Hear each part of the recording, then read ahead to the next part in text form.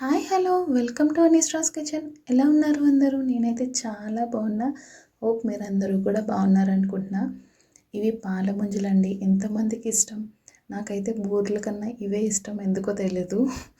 So దీనికి కావాల్సింది ఏంటంటే ఒక గ్లాస్ బొంబాయి రవ్వ, పావు గ్లాసు బియ్యపు పిండి ఉంటుంది కదా, కొంచెం బరకగా ఉన్నది తీసుకోవాలి. అండ్ 2.5 గ్లాసెస్ పాలు, నీళ్ళు రెండు హాఫ్ రేషియో తీసుకోవాలి. అలా తీసుకున్నాయి. ఫస్ట్ అయితే పొయ్యి మీద పెట్టుకుని దాంట్లో ఒక స్పూన్ సాల్ట్ వేసుకుని మనం మిక్సర్ పెట్టుకున్నాం కదా బొంబాయి రవ్వ అండ్ బియ్యపిండి, ఆ రెండు కలిపి వేసేసేయటం అన్నమాట. ఇవేమి పాలేం మరగేగా వేయనవసరం లేదు. స్టార్టింగ్లోనే అన్నీ కలిపి వేసేసుకుని మరగబెట్టుకోవడమే. ఇదేంటంటే దగ్గరగా మనకు ఉప్మాలా అయిపోతుంది అన్నమాట. ఓకే, సో ఇలా తిప్పుతూ పెట్టుకోవాలి. అండ్ ఇవి ఏంటంటే లోపల స్టఫింగ్ కోసం దీనికి ఒక గ్లాసు శనగపప్పు ఉంటుంది కదా, శనగపప్పులో 2 గ్లాసులు వాటర్ వేసుకుని మంచిగా ఉడకపెట్టుకోండి. ఉడకపెట్టుకున్నాక దాని తర్వాత హాఫ్ గ్లాసు బెల్లం వేసుకోవచ్చు. మీకు కావాలంటే కొబ్బరి కూడా వేసుకోవచ్చు. శనగపప్పు ఉడకపెట్టుకునే టైంలోనే వేసుకోవచ్చు అనమాట. స్టఫింగ్ మీ ఇష్టం. కొబ్బరి ఉండలు పెట్టుకుంటారు, కొంతమంది ఏమో ప్రసాదం నూకుంటుంది కదా అది పెట్టుకుంటారు, అలా మీ ఇష్టం అనమాట. సో ఇది అయితే రెడీ అయిపోయిందండి. దీన్ని మంచిగా కలుపుకోవాలి. మీరు పక్కన పెట్టి ఇది కలుపుకుండా ఉంటే మొత్తం ఉండలు కట్టేస్తుంది అన్నమాట. సో దగ్గరుండి ఓపికగా కలుపుకోండి.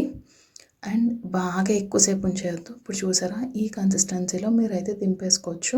దింపేసుకుని ప్లేట్లో వేసి కొంచెం చల్లారాక మా అమ్మగారు ఇక్కడ చూపిస్తున్నారు కదా, ఇలా బాగా పిసుక్కోవాలన్నమాట ఫస్ట్ పిండి. ఎందుకంటే క్రాక్స్ అస్సలు రాకూడదు. క్రాక్స్ వస్తే ఏమవుతుందంటే మొత్తం చీదస్తుంది. అంటే ఆయిల్లో మొత్తం లోపల పూర్ణం ఉంటుంది కదా, స్టఫింగ్, అది మొత్తం బయటకు వచ్చేస్తుంది అనమాట.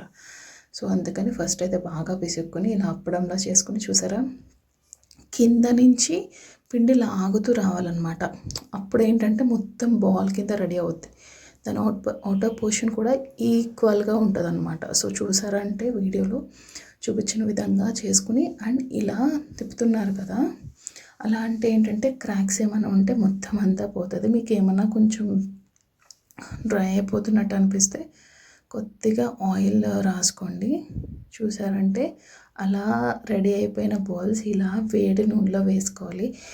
ఒకటి ఏంటంటే ఇక్కడ మేము కొంచెం ఆయిల్ ఏమంటారు, ఇది పాత పొయ్యే కదా, ఏమన్నా వంటలు చేస్తే ఇక్కడ చేస్తామన్నమాట.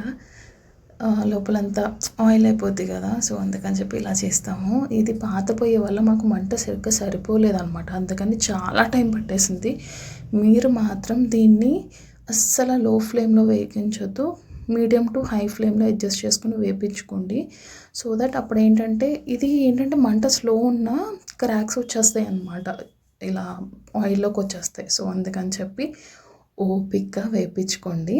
ఇది బూర్ల కన్నా కొంచెం టైం పడుతుంది, ఎందుకంటే నూక కదా, అది మొత్తం వేగాలి, కలర్ రావాలి, మంచి గోల్డెన్ బ్రౌన్ రావాలన్నమాట.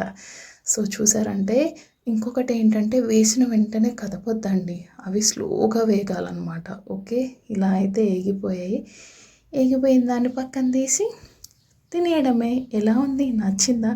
నచ్చితే ప్లీజ్ ఛానల్కి సబ్స్క్రైబ్ చేసి వీడియోకి లైక్ చేయరా. మీ సపోర్ట్ ఉంటే ఇంకా మంచి మంచి రెసిపీతో వస్తా. Thank you, bye.